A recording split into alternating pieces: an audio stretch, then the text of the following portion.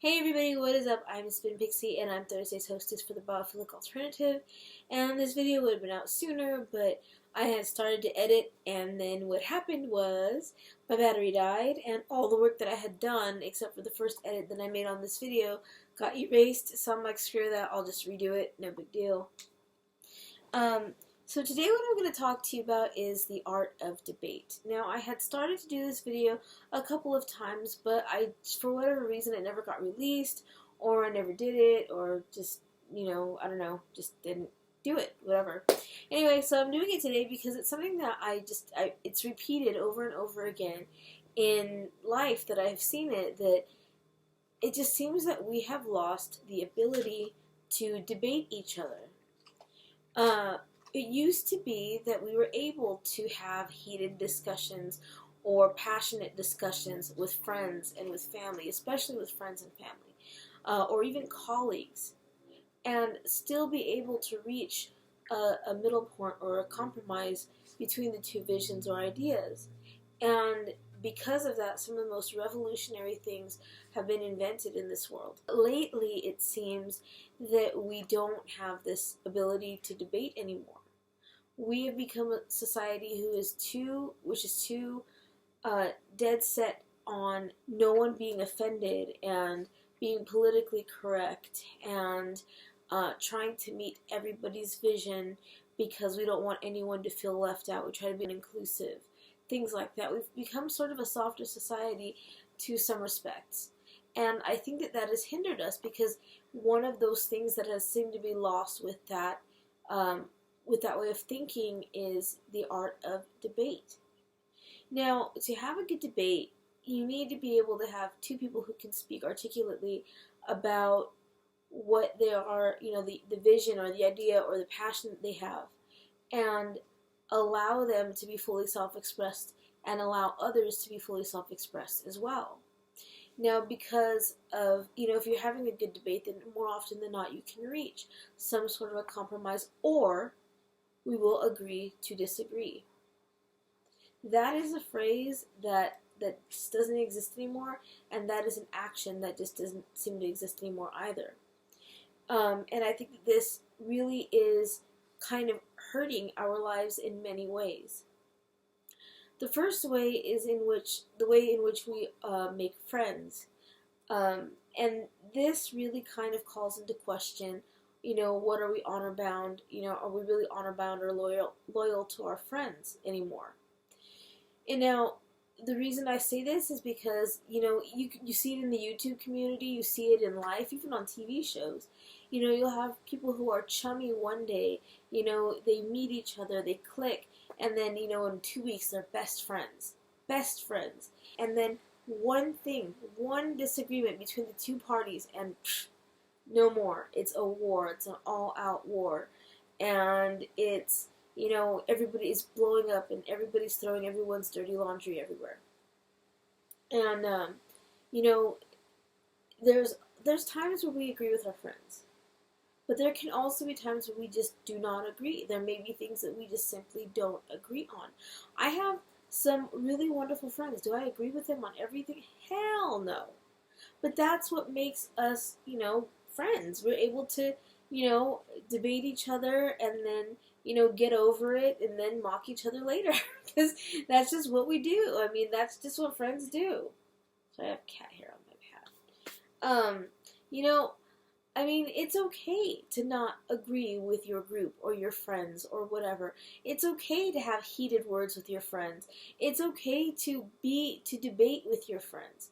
At the end of the day, either you guys can reach a compromise or you agree to disagree, and that's just going to be a subject that you don't agree on, and you walk away from that subject. That doesn't mean you have to walk away from each other. It doesn't mean that you have to hate each other. It doesn't mean that you have to start, spewing, ill will and negative, dirty laundry on each other. You don't agree with something. Like, let's say I have a friend and I don't like her friend, okay? Or I don't like his friend. So, they may find something in that person that I just don't see, and maybe over time I will, but maybe I won't. And regardless of that fact, it doesn't change the way that I feel about my friend. It doesn't change the fact that we're friends. Because if I let that affect me, then,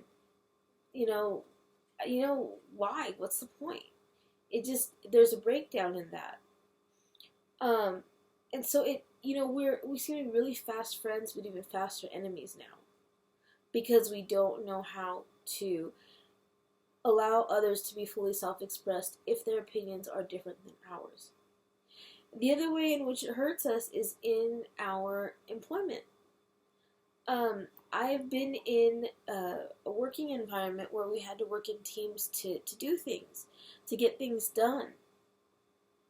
And because one person in our group actually, he got very upset because he A, couldn't be group leader, and B, he wanted everything his way. He had a total idea of where things could go and how we could do things and who would do what, and he wanted to delegate everyone and everything, and he wanted to micromanage.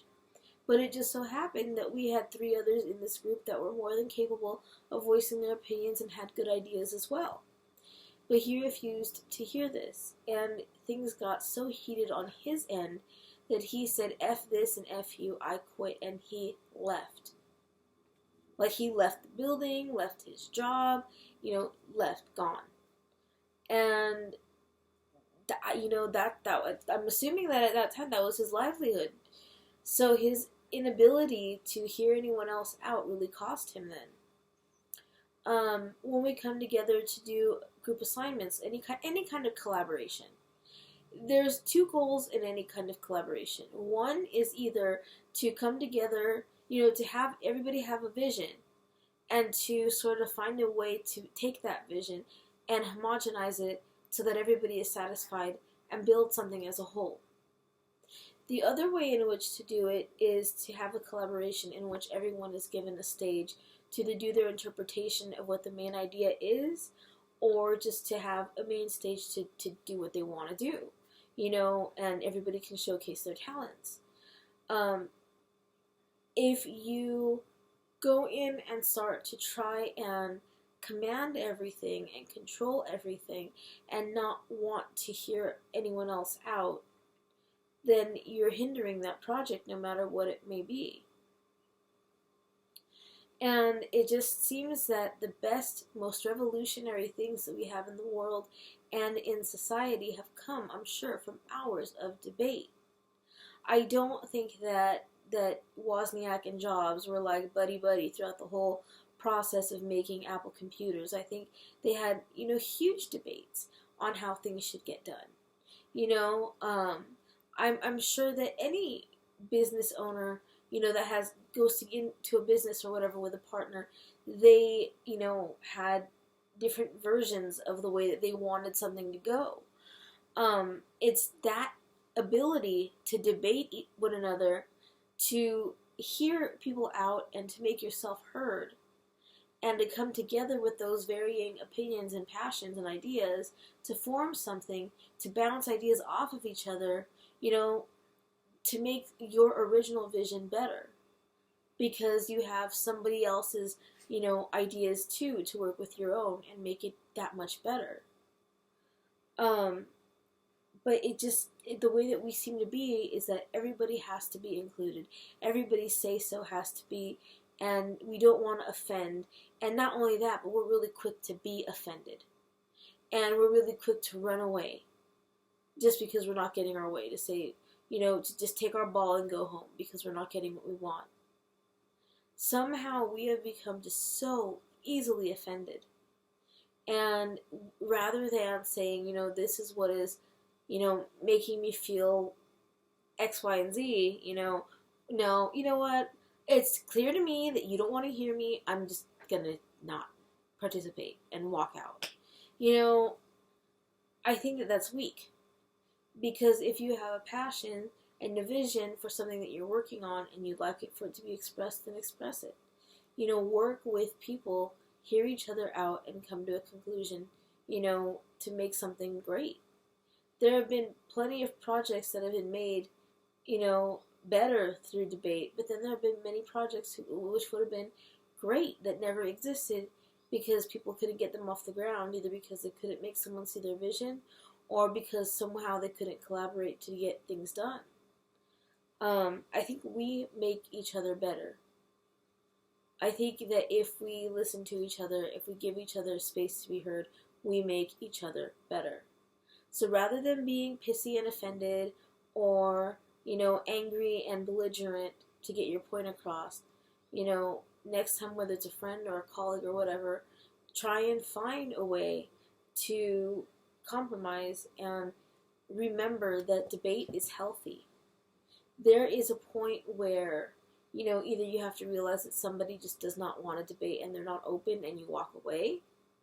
But there's also a point in a debate where things get way overheated and it results to things that go beyond debate, like name calling or harassment, which that's when a debate is not healthy. It's healthy to bounce ideas off of each other. It's not healthy to start to insult each other. That's not a good debate. The cat is trying to kill me.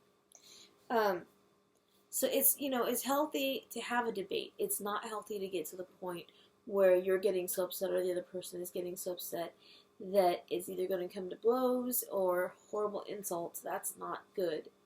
There are some people who are incapable of hearing others out, and there are some people who are incapable of, a good debate without being malicious. You just have to realize those people and walk away from them, give them their space to be on that kind of negative wave cloud. You gotta just leave them be. But for the most part, debate makes us better. Debate makes us healthy, and it can save a friendship. And agreeing to disagree is okay too. It can save a friendship. So just that's just my thing. I've just been seeing it a lot in the YouTube community, in life. Just people unable to just either agree to disagree and walk away, or to debate. And neither one are things that we should be afraid of. So that's just my take, my little soapboxy thing for this week. Let me know about your experiences in the comments. Like, have you ever had a situation where you were trying to debate something and hear someone out, but they just refused, they just walked away, or got belligerent? Like, what are your experiences with debate, and what do you think about the art of debate? Do you think that we still have it in us, or do you think that it's, as a society, something that we've lost, an ability that we've lost? So I will see you guys next week. Bye-bye.